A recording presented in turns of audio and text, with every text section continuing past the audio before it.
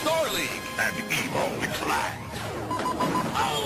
A battle between Nikolai Malta Galaxy will be mine and Adam Steiner. Never! Brave soldiers in gigantic robot vehicles with one weakness. Hit his blast panel! Battle damage.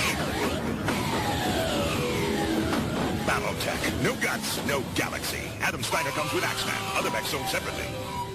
Alright, hey guys, and welcome back, as this week I'm taking a look at a toy line that's often overlooked, and that's Tyco's Battletech. In 1994, Tyco released a line of toys that coincide with the animated series of the same name, Battletech.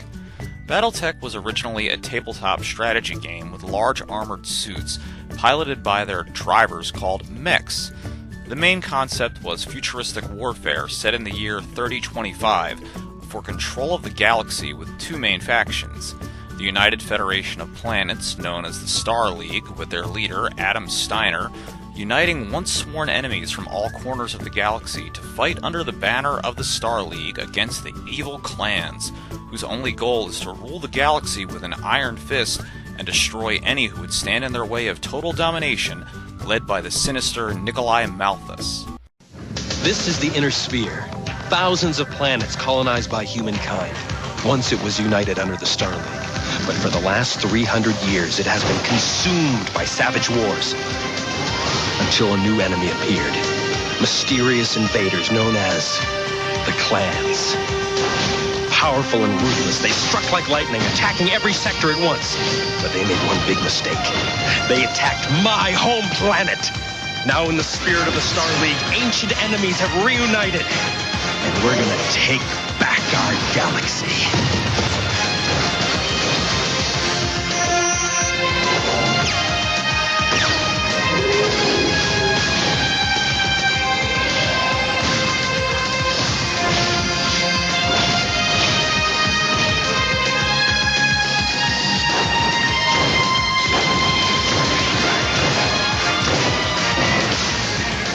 The figures were sold individually and came with a driver, helmet, and weapon.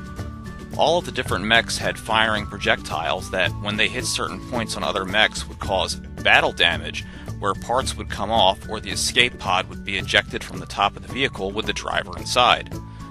There were two waves, the original wave introduced in 1994, Series 1, and in 1995, Series 2, which was mainly nothing more than a repaint of the Series 1 vehicles in two different styles, either Tiger Camo and Assault Force.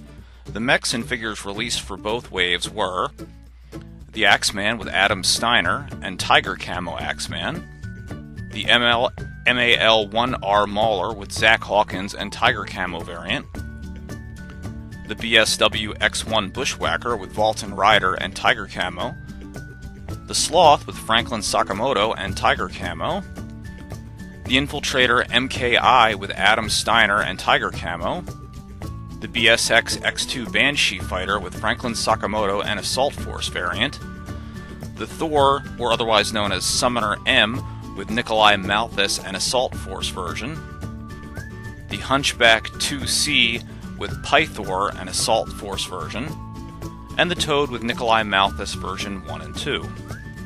There was also a Vulture prototype with pilot Kristen Redman that was designed and never saw production, as interest in this series was declining by the end of 1995. Still, the series also saw great success with PC video games under the Mechwarrior name, a spin-off from the Battletech franchise. The Battletech name would eventually fizzle out, unfortunately, as the show could not compete with other franchises like Exo Squad, a spin-off from the Robotech series. However, the line would still survive, or at least its namesake would, under the greater popularity brought to it thanks to the Mechwarrior video games. The video game franchise is still going strong, and model kits as well as board games under both the Battletech and Mechwarrior names are still available and popular today. Alright guys, now let's take a look at some of the different Tyco Battletech mechs and figures that I have in my collection. So we'll go and take a look at each one of the loose figures that I have here anyway. And the first one that I have here, this is Vulcan Rider, and he was the commander and operator of the Bushwhacker mech. And he doesn't have any of his armor or anything like that. He just has the one fluorescent orange glove and the blue jumpsuit.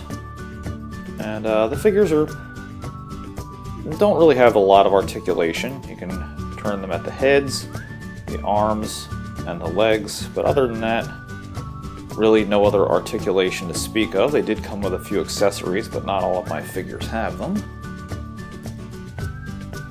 Alright, and next, this would be Adam Steiner. This is the version 2 of him, so this would have been the figure that would have came with the Infiltrator. And he has a Neuro helmet on, and his little gun right here, which I think they're really cool. I really like the fluorescent plastic. I know it kind of looks cheap, but I don't know. I do like the colors of it. It's just very bright, really catches your eye. And then we can take a look at this figure here, and as you can see, he has the headband on, and then he has the gun across his kind of teal-colored camo army vest there, with his military fatigues on and brown shoes. So there's not a lot of detail in these figures, I have to say. Like, one thing you'll notice, a lot of people get these confused with Mask because there's no detailing on the face, just like in the Mask figures. So we'll put his helmet back on him there. Alright. And now this is Franklin Sakamoto, and he came with a couple of different vehicles. He would have been the pilot of both the Sloth and the Banshee vehicle. And he also has a very similar helmet. I'm not sure if it's missing the crosspiece. I don't think so. It's just a different style. And has a very similar gun. And then we can take his helmet off. And you can see he has the red headband with the burgundy shirt and gray vest and military fatigues with the gun and holster strapped to his chest, and a little gray wristband or communicator on his wrist there. We'll put his helmet back on him. Alright. And then now this is Zach Hawkins, and he would have been the pilot of the Mauler.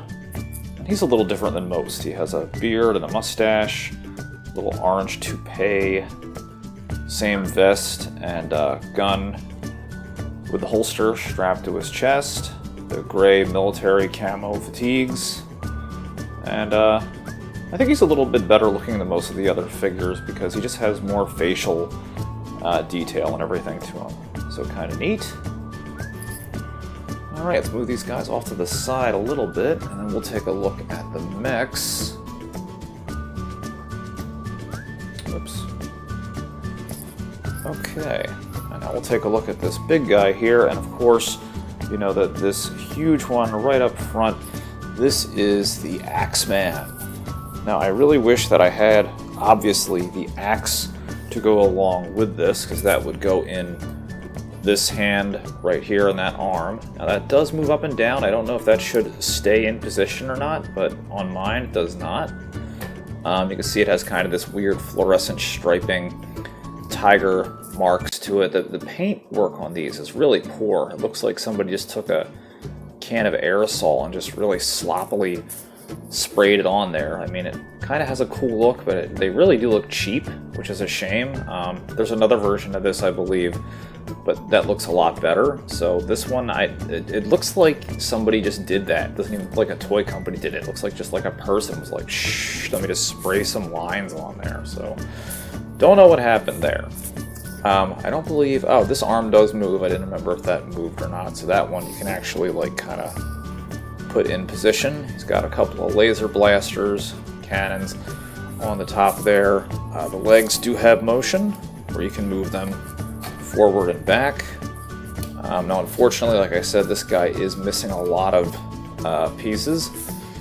He's missing the other part to the canopy, which would have hooked in around the back, so that way when you hit this button, either with the projectiles that you fire or just by pushing on it yourself, this would have popped off, and then like the figure like would have flown out of there for like battle damage. But at least you can kind of see how the vehicle would have looked when it's complete. Yes, the little soft plastic darts that are loaded up in there, and you got 6 of them inside of this kind of like Gatling gun apparatus. And then another 6 on this side, but they're just hard plastic, and they're painted, so you can't do anything with them. And around on the back, not too much there, just some little minor detailings of mechanisms and stuff like that on the back. And the main thing with this is that you turn this little dial here, and let's see if we can get a good shot of him in action here. And what you do is you just turn this little dial, and then he'll shoot the missiles out from the top. Let's see how well that will work. And whoop, this unsecured helmet came off. Let's see if we can actually hit the one. Oh, there we go. Got him good that time. So yeah, that actually works pretty good, although it looks like in the means of attacking he kind of damaged himself and went all to pieces. But yeah, that's a cool little feature. I definitely think that that's neat, the way that they fire, you know, their projectiles out like that. That's definitely cool. And so now let's take a look at the other 2 mechs that we have here. Alright, and both of these very similar looking mechs, these are called Toads. So they're basically just a color swap with the same mold, and you even have the same drivers with each of them, and they're actually molded to match their mechs. So you have Nikolai Malthus is the driver, and we have for the red Toad, we have a little red Nikolai, which is very nice and colorful with some gray bracers on the top, a little like black, I don't know what it's for. Looks like some type of accessory strapped to him to, I guess, to link into the mech, and the gray boots and everything. So a pretty nice little colorful figure. And of course, the green across the face, which is war markings and stuff like that. And then inside of the purple or blue one, we have Nikolai again, and then this time he's just in his purple fatigues, and he has this double kind of barreled green blaster, which is really neat. And I think that actually looks good. It's a shame that more of the toy line didn't have a lot of creativity like that with the little weapons. You can tell some thought actually kind of went into that little Neuro blaster. And his outfit's a little different because the midsection is cut out of his shirt for some reason. I don't know how that would help in battle. But other than that, he looks, you know, exactly the same to the first one. So these ones are kind of fun because they're, you know, much more colorful. And then what we can do here is we'll put them back inside of their mechs. And these guys, I guess, were for like people who wanted to get in, you know, parents that wanted to get in on the Battletech, you know, toy line without spending a lot of money. I imagine these are probably like $5 or so retail when they first came out, because they're just very, you know, they look cheap. They're still not bad though. You can move the arms. They come with a rubber-tipped firing projectile.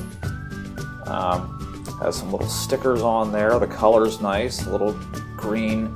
Looks like, you know, lights or blasters up top. You have like this claw that you can pretend like you're grappling or, you know, attacking your opponent with. The purple on the front. And what's neat about these too is that the bottom parts of the legs, you can move them, which is kind of neat. Although I don't really understand the purpose, because I mean, what can you really do with that? You can lean back, but it's not like they can walk. I mean, I guess you could kind of pretend that they're walking like that, but it seems a little silly. And some stickers on the front. Not too much going on the back. They're simple and basic, but I don't really think, you know, they're too bad looking overall. And same with this guy, except you have the purple and the green stickers and everything, so I'll have these guys face off against each other. And And what you do with these is you just push a little button in the back, and then just take that evil purple guy. Bam! And he's like, oh yeah, well you haven't seen the last of me either. Oh man, purple guy is not fooling around today. Took him out. We have a casualty. So look at these guys loaded back up here.